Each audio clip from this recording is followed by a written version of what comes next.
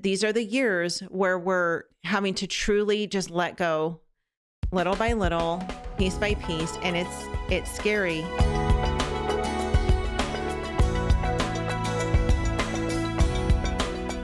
Today I really want to talk about our children, who they are, and how we're training them, how we're using these years, these formative years in their lives to raise them up. We have such a short time with our kids, you guys. It blows my mind. And I'm sure your oldest ones are out of the house and you've got grandkids already, and it just goes by in a flash. I mean, it's shocking to me how quickly this parenting life goes.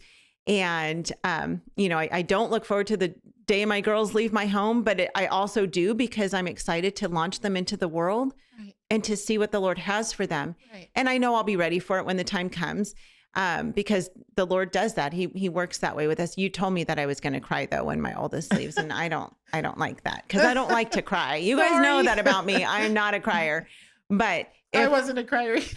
If there's going to be a time I'm going to cry, it's going to be when my girls leave my home, or when my girls get married, or when they have babies. Those are like the 3 days I could see myself crying between now and the end of my life. Other than that, I don't know. It takes a lot to make me cry. But I could see that happening, because I love spending time with my girls. Most of the time. Sometimes they make me a little crazy, but sometimes I make them a little crazy. So it's okay. We balance it out. But for the most part, I love the days I get to spend with them. And I am so grateful for these high school years with Brooklyn. I was a little terrified going into them for many reasons. One, just academically, I didn't know, how are we going to do this? Like, I barely made it through high school myself. How am I going to get a child through high school? And the Lord is so faithful. He has given us every resource we need. He's given us help. We've got a math tutor this year to help with math, because I'm like, she still asks me for help sometimes. I'm like, honey, no, I literally don't know what you're doing right now. This is why we're paying the math tutor. Call her up and ask her. But the relationship that I have with her is so much better than I ever imagined it could be. And I love it so much. And I'm so grateful for it. And I know that not every parent has a deep relationship with their child, but God is faithful. And I will say, if you're just now bringing your kids home and it's the high school years, that can be a really difficult time to bring them home and have to reestablish that relationship with them.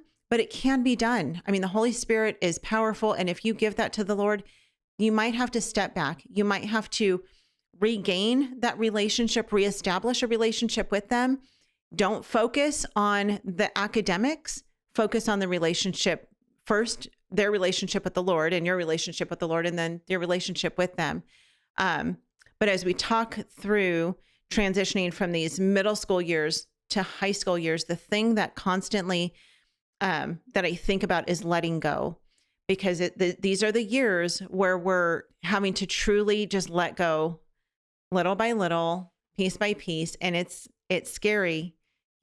As Brooklyn is getting more independent and doing more things with friends and, less things without us, it's hard to let go. But I know that she's less than 2 years away from adulthood now. So we have to let her go and trust that the Lord has used us in her life. And so talk to me about that. Talk to me about these years of just letting go little by little, and how do we do that well?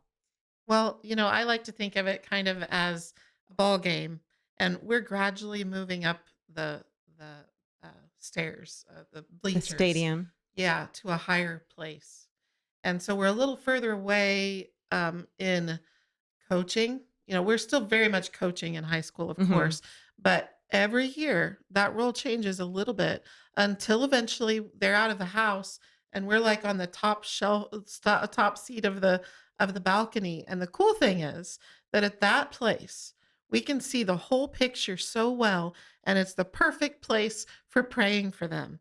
And so our role does shift a little bit every year, and yet I still feel like I play a very vital role in my kids' lives that are grown. But we've been doing all of these years for that time to Yeah. launch them. Right.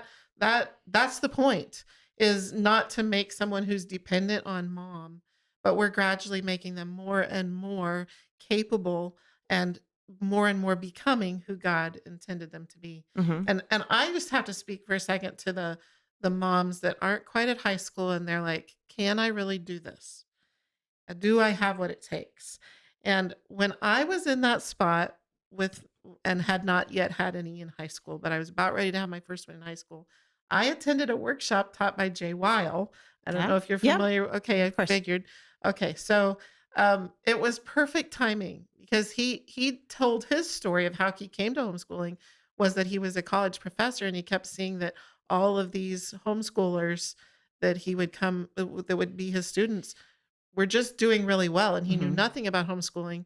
So he started investigating homeschooling. And the big key thing that he found was these kids on the high school level had learned to truly own their education. They were taking responsibility for it at this stage. And so they were managing, this is going to be due in 3 weeks at that co-op.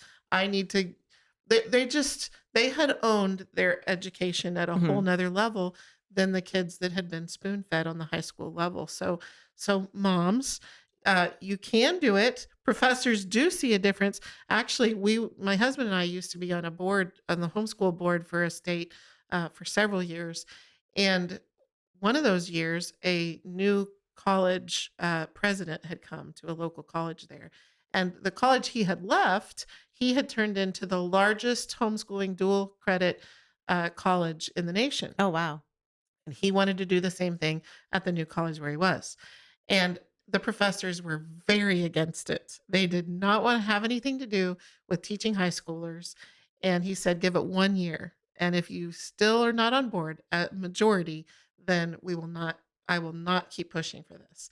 And at the end of the year, he said that they were on board for 3 primary reasons. One, these students, homeschool students in dual credit, participated in class better. Why? Because we've got our kids interacting with all different kind of age Hmm. groups, Right. and they haven't been stuck in the back of a classroom where it was not noticed that they were kind of just Hmm. skipping by, Right.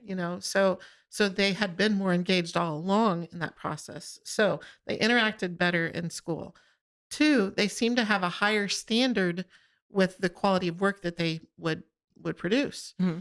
And thirdly, they were self-motivating and taking initiative on their own with their work on a whole nother level. So all of these college professors were on board.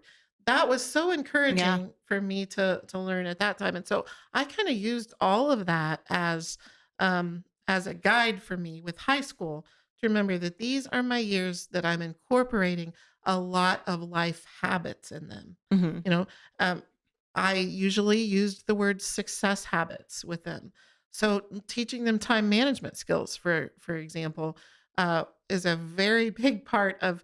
It seems like I either will have a student who wants to rush through and do a poor job, or is a perfectionist and wants to go very slow. And so it seemed like time management with all of my kids was a key thing to take time to teach them how to do that effectively and lots of other success habits at that time. The point being, it's not so much that you don't get caught up in do I have what it takes on the academic side of things. Hmm. There are classes for this and there's dual credit and there's online and there's so much great resources Right. available. That is not hard. Equip them to be a good adult. Equip them to tackle life well. Right. And do the hard things. Yes. Because that's hard to watch our kids struggle through things. But my nature is I want things to be easy for my kids. And I've learned through the years to allow them to do the hard things, because when they succeed at the hard things, there's so much more joy than if I just take it away and say, oh, it's too hard. I don't want you to have to do Absolutely. that because it might be difficult for you. I mean, whether it's a physical thing or an academic thing, it's good for our kids to be able to struggle through these hard times, Yes. because especially in these years, we are preparing them for adulthood, and adulthood is hard. Lots of parts of it are really hard, and we don't want them to just give up and be like, We can't do it. I mean, and that's what we see with a lot of parents who choose not to homeschool, is because it's hard. And they just say, it's hard. I don't want to do it. It's just too hard for me. And that's where we want to come alongside them and say, no, it's hard, but you can do it, and it is worth it. Homeschool Insights is sponsored by CTC Math. If you're looking for a great online math program, visit ctcmath.com and try it for free. For more great homeschool inspiration and resources, listen to the Schoolhouse Rocked podcast every Monday, Wednesday, and Thursday.